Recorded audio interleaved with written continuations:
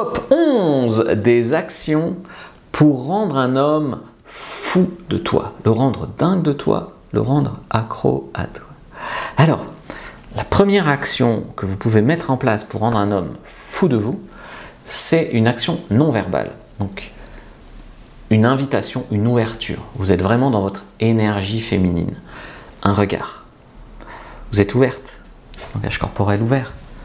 Un regard profond. Vous êtes un peu tactile ou vous le laissez vous toucher, être tactile, vous êtes réceptive. Vous êtes dans votre énergie féminine, c'est-à-dire ouverte et réceptive à ses avances, à ses techniques de séduction, à son énergie masculine. Globalement, pour qu'il soit fou de toi, il faut qu'il sente qu'il a une chance avec toi, mais qu'il te gagne en fait, qu'il te mérite, qu'il agit, il est très fier de lui. Si tu fais le travail à sa place, que toi tu vas le draguer par exemple, il te prendra pour acquise. Mais si tu lui fais une invitation et il vient, c'est lui qui a le courage de faire le job, il va être très fier de lui. Il mettra plus de valeur sur toi. Deuxième action, c'est t'intéresser à lui. Quand on s'intéresse aux autres, on paraît soi-même plus intéressante. Donc, pose-lui des questions.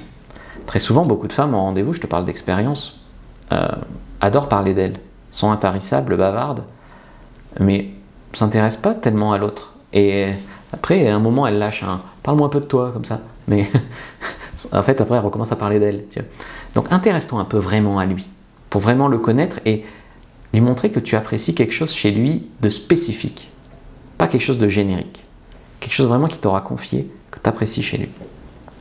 3, c'est proposer des choses et l'aider à vous séduire. Par exemple, ne pas être dans l'anti-séduction. Un homme qui te dit « je t'invite au resto chinois », ou non, c'est un mauvais exemple. « Je t'invite au resto italien ». Ah ben non, je suis allergique au gluten. Point. Tu es dans l'anti-séduction. Par contre, lui dire « ah, c'est dommage parce que je suis allergique au gluten, mais ça m'aurait tenté sinon. Essaye peut-être avec un chinois, tu auras plus de chance. » Tu l'orientes. Tu l'orientes à reproposer quelque chose de mieux. Tu l'aides à te séduire. Tu vois. Donc ça, c'est vraiment important. Tu fais de la contre-proposition. Tu es dispo pour aller boire un verre samedi? Non. Anti-séduction. Ah, dommage. Samedi, non, ça m'aurait plu sinon. Peut-être dimanche après-midi. Tu fais une contre-proposition. 4, c'est travailler sur votre vie et avoir des sujets de conversation, des projets personnels. Un nombre de femmes avec qui j'étais en rendez-vous qui n'avaient pas grand-chose à raconter. Et de l'ambition. Il ne s'agit pas forcément de vouloir l'impressionner à tout prix, mais tu fais tes études, tu reprends des études, tu es très sportive. Et puis, travaille tous ces atouts que vous avez, les femmes. C'est un peu la société aujourd'hui qui vous pousse vers être dans votre énergie masculine, mais travaillez votre sensualité, votre intuition, vos rêves, vos projets, même si c'est des trucs de filles, entre guillemets, travailler dans la mode, etc. Mais c'est génial, on adore ça. On adore sentir de l'énergie féminine chez vous. N'ayez pas peur de ne pas être assez fort, de ne pas être assez indépendante, ou je ne sais pas quoi, on adore. Avoir de l'intimité ensemble, des moments de qualité. Donc ça, c'est important, ce sont les moments ensemble. Donc quand vous êtes ensemble, pour le faire craquer, sois pas comme toutes ces filles qui sortent leur téléphone, qui sont à moitié en train de textoter leur copine. Sois vraiment là, sois vraiment présente, connecte. Propose-lui des moments de qualité.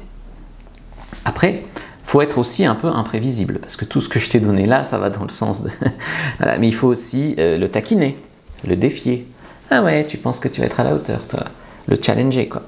Parfois un message inattendu. Ah, c'est dommage que tu n'étais pas dispo ce soir, j'aurais eu envie. Oh, ça va le rendre fou, ça. Voilà. Prendre des initiatives de temps en temps. Mais, la plupart du temps, le laisser en prendre. D'accord?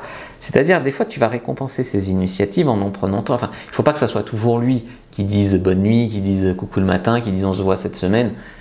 Sinon, il va se lasser. Mais il faut quand même l'amener à le faire. D'accord? Donc, tu lui laisses prendre des initiatives, tu es très réceptive, et parfois, tu en prends une et ça le surprend en bien. Mais vraiment, j'insiste, n'agissez pas à sa place. Souvent, par texto par exemple, vous paniquez, vous vous impatientez et vous lui proposez « on se voit ce week-end, on pourra coucher ensemble, ah tu pourras venir chez moi et personne ». Ne faites pas son job à sa place parce que vous avez peur qu'il ne réponde pas, parce que vous avez peur de perdre son intérêt, parce que vous êtes impatiente, parce que vous avez besoin d'être rassuré sur le fait d'avoir encore son intérêt. Ça s'appelle de la dépendance affective et il faut vraiment travailler dessus. Ensuite, ce que tu dois faire aussi pour le rendre fou de toi, c'est le faire rentrer dans ton monde. C'est-à-dire lui faire découvrir des choses. C'est-à-dire, en fait, ah, tu viendras avec moi à la natation, j'adore la natation, ou tu viendras avec moi à la plage, je connais un petit coin secret, ou tu le fais rentrer dans ce que toi tu aimes, en fait.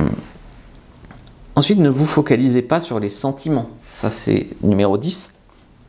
En fait, tous ces mots-là, je pense à toi, tu me manques, même je t'aime, hein, ça fait du bien à entendre, mais c'est tellement générique quand on y pense. Je reviens à ce que je disais tout à l'heure. Quand tu le complimentes, t'as de beaux yeux, c'est générique.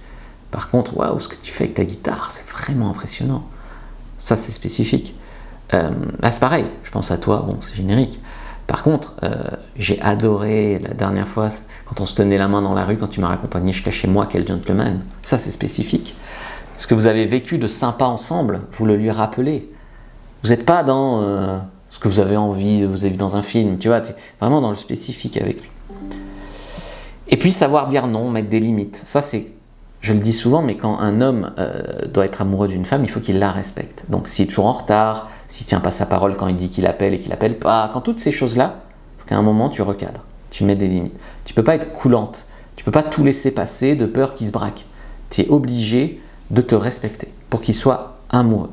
Donc ça, c'est vraiment hyper important. Donc je t'invite à prendre ta fiche sur la dépendance affective, elle est gratuite. Clique sur le lien dans la description de la vidéo, lien en commentaire épinglé sur YouTube. Prends ta fiche sur la dépendance affective. Like, commente, partage, écris merci Fab dans les commentaires, ça stimulera l'algo. Et regarde une autre vidéo avant de partir, je te remercie.